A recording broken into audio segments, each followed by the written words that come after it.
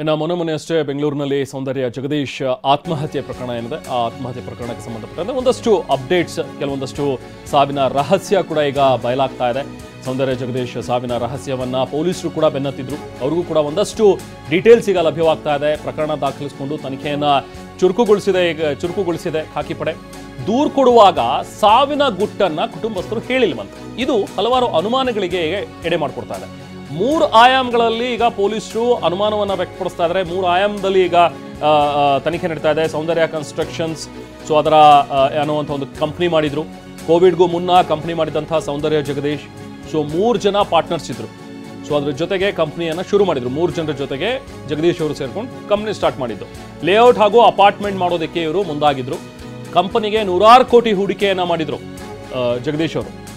Covid ಬಳಿಕ loss ಆಗಿರೋದ್ರಿಂದಾಗಿ ಮನನೊಂದಿದ್ರು. ಇದ್ರ ಬಗ್ಗೆನೂ ಕೂಡ ಮಾಹಿತಿ ಇದೆ. ಅಫ್ಕೋರ್ಸ್ ಕೆಲವೊಂದಷ್ಟು ಬಿಸ್ನೆಸ್ನಲ್ಲಿ ಲಾಸ್ ಆಗಿತ್ತು ಅಂತ ಹೇಳಿ ನೆಲಮಂಗಲ, ತುಮಕೂರು ಹಾಗೂ ಕಾಮಾಕ್ಷಿ ಪಾಳ್ಯದಲ್ಲಿ ಒಂದಷ್ಟು ಸೈಟ್ಗಳನ್ನು ಖರೀದಿ ಮಾಡಿ ಅದನ್ನು ಡೆವಲಪ್ ಮಾಡಿ ಅಲ್ಲಿ ಅಪಾರ್ಟ್ಮೆಂಟ್ ನಿರ್ಮಾಣ ಮಾಡಬೇಕು ಅಂತ ಹೇಳಿ ಆ ಕನ್ಸ್ಟ್ರಕ್ಷನ್ ಕಂಪನಿಯನ್ನು ಅವರು ಸ್ಟಾರ್ಟ್ ಮಾಡಿದ್ದು. ಆದರೆ ಬಹುಶಃ ಇದು ಒಂದು ಕಾರಣ ಇದ್ದಿರಬಹುದು ಅನ್ನುವಂಥದ್ರ ಬಗ್ಗೆ ಈಗ ಪೊಲೀಸರು ಈ ಆಯಾಮದಲ್ಲೂ ಕೂಡ ತನಿಖೆಯನ್ನು ನಡೆಸ್ತಾ ಇದ್ದಾರೆ. ಬಹುಶಃ ಈ ಅಪಾರ್ಟ್ಮೆಂಟ್ ವಿಚಾರ ಅಥವಾ ಕನ್ಸ್ಟ್ರಕ್ಷನ್ ವಿಚಾರದಲ್ಲಿ ಮನನೊಂದು ಆತ್ಮಹತ್ಯೆ ಮಾಡ್ಕೊಂಡ್ರು, ಅಥವಾ SBI ಮತ್ತು IDBI ಬ್ಯಾಂಕ್ನಿಂದ ಕೋಟ್ಯಾಂತರ ರೂಪಾಯಿ ಸಾಲ ಕೂಡ ಇವರು ಮಾಡ್ಕೊಂಡಿದ್ರು. ಈ ಕೋಟ್ಯಾಂತರ ರೂಪಾಯಿ ಸಾಲವನ್ನ ಮಾಡಿದ್ದಂಥದ್ದು ಬಹುಶಃ ಆ ಸಾಲ ತೀರಿಸೋದಕ್ಕೆ ಆಗದೇ ಇರುವಂಥ ಕಾರಣಕ್ಕಾಗಿ ಆತ್ಮಹತ್ಯೆ ಆಗಿದೆ. ಹಾಗಾದ್ರೆ ಸಾಲದ ಹಣವನ್ನ ಬಿಸ್ನೆಸ್ಗೆ ಹಾಕಿ ಅವ್ರು ಕೈಗೆ ಸುಟ್ಕೊಂಡಿದ್ರು. ಇನ್ನು SBI ಬ್ಯಾಂಕ್ನವರು ಪ್ರಾಪರ್ಟಿ ಸೀಸ್ ಮಾಡೋದಕ್ಕೂ ಕೂಡ ಮುಂದಾಗಿದ್ರು. 5 ಪ್ರಾಪರ್ಟಿಗಳನ್ನ ಸೀಸ್ ಮಾಡೋದಕ್ಕೆ ಮುಂದಾಗಿದ್ರು ಅನ್ನುವಂಥದ್ರ ಬಗ್ಗೆನೂ ಕೂಡ ಈಗ ಮಾಹಿತಿ ಇದೆ. ಇದ್ರ ಜೊತೆಗೆ ಈಗ IDBI ಬ್ಯಾಂಕ್ನಿಂದ ನಿರಂತರವಾಗಿ ನೋಟಿಸ್ಗಳು ಕೂಡ ಬರ್ತಾ ಇದ್ವಂತೆ. ಜೆಟ್ಲಾಗ್ ರೆಸ್ಟೋರೆಂಟ್ ಮತ್ತು ಪಬ್ ಮಾರಾಟಕ್ಕೂ ಕೂಡ ಇವರು ಮುಂದಾಗಿದ್ರು ಅನ್ನುವಂಥ ಒಂದು ಮಾಹಿತಿ. ಈ ವಿಚಾರವಾಗಿ ಸೌಂದರ್ಯ ಜಗದೀಶ್ ಮನೆಯಲ್ಲಿ ಗಲಾಟೆ ಆಗ್ತಾ ಇತ್ತು. ಎಷ್ಟೇ ಇದ್ರೂ ಕೂಡ ಕಷ್ಟ ಅಂದಾಗ ಯಾರೂ ಬರಲಿಲ್ವಲ್ಲ ಅಂತ ಹೇಳಿ ಕೊನೆಗೆ ಮನನೊಂದು ಅವರು ಆತ್ಮಹತ್ಯೆಯನ್ನ ಮಾಡ್ಕೊಂಡ್ರ ಅನ್ನುವಂಥದ್ರ ಬಗ್ಗೆನೂ ಕೂಡ ಅನುಮಾನಗಳು ಕಾಡ್ತಾ ಇದೆ.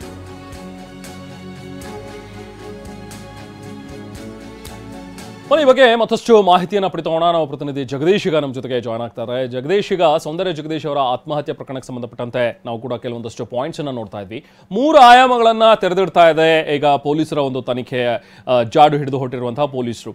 ಯಾಕೆ ಒಂದು ಫಿನಾನ್ಷಿಯಲ್ ಕಾರಣ ಇರಬಹುದಾ, ಇಲ್ಲಿ ಬಿಸ್ನೆಸ್ನಲ್ಲಿ ಲಾಸ್ ಆಗಿದ್ದು ಒಂದು, ಅಥವಾ ತೀರಾ ಸಾಲ ಮಾಡ್ಕೊಂಡಿದ್ದು ಅದನ್ನು ತೀರ್ಸಕ್ಕಾಗದೇ ಇರುವಂಥದ್ದು ಒಂದು ಕಾರಣ. ಇನ್ನೊಂದು ಫ್ಯಾಮಿಲಿಯ ವಿಚಾರ, ಯಾರು ಕೂಡ ನನಗೆ ಸಾಥ್ ಕೊಡ್ತಾ ಇಲ್ಲ, ಫ್ಯಾಮಿಲಿಯಿಂದಲೂ ಕೂಡ ನನಗೆ ಇಂಥ ಕಷ್ಟ ಕಾಲದಲ್ಲಿ ಸಾಥ್ ಕೊಡ್ತಾ ಇಲ್ಲ ಅನ್ನುವಂಥ ಒಂದು ಮನಸ್ಸಿಗೆ ಬೇಜಾರಾಗಿದ್ರು ಸೌಂದರ್ಯ ಜಗದೀಶ್ ಅಂತೇಳಿ. ಈ 3 ಆಯಾಮದಲ್ಲೂ ಕೂಡ ಈಗ ಪೊಲೀಸರು ತನಿಖೆಯನ್ನು ನಡೆಸ್ತಾ ಇದ್ದಾರೆ. ಡೀಟೇಲ್ಸ್ ಏನಿದೆ ಜಗದೀಶ್? ಖಂಡಿತ ರೆಹಮಾನ್, ಯಾವಾಗೇ ಆಗಲಿ ಈ ರೀತಿಯಾದಂಥ ಒಂದು ಆತ್ಮಹತ್ಯೆ ಪ್ರಕರಣಗಳು ದಾಖಲಾದಂಥ ಸಂದರ್ಭದಲ್ಲಿ ಸಹಜವಾಗಿ ಪೊಲೀಸರು 2 ರೀತಿಯಲ್ಲಿ ವಿಚಾರಗಳನ್ನು ಸಂಗ್ರಹಿಸಲಿಕ್ಕೆ ಮುಂದಾಗ್ತಾರೆ. ಮೊದಲನೇದಾಗಿ ಅವರ ಕುಟುಂಬಸ್ಥರಿಂದ ಮಾಹಿತಿಗಳನ್ನು ಪಡೆಯುವಂಥದ್ದು, ಜೊತೆಗೆ ಅವರ ಸುತ್ತಮುತ್ತಲಿನ ವಾತಾವರಣದಲ್ಲಿ ಆಗುವಂಥ ಒಂದು ಬೆಳವಣಿಗೆಗಳ ನಡುವೆ ಆಗುವಂತಹ ಬೆಳಕಿಗೆ ಬರುವಂತಹ ವಿಚಾರಗಳನ್ನು ಸಂಗ್ರಹಿಸಿಕೊಂಡು ಒಂದು ತನಿಖೆಯನ್ನು ಮಾಡುವಂಥ ಒಂದು ನಿಟ್ಟಲ್ಲಿ ಕೂಡ ಪೊಲೀಸರು ಮುಂದಾಗುವಂಥದ್ದು.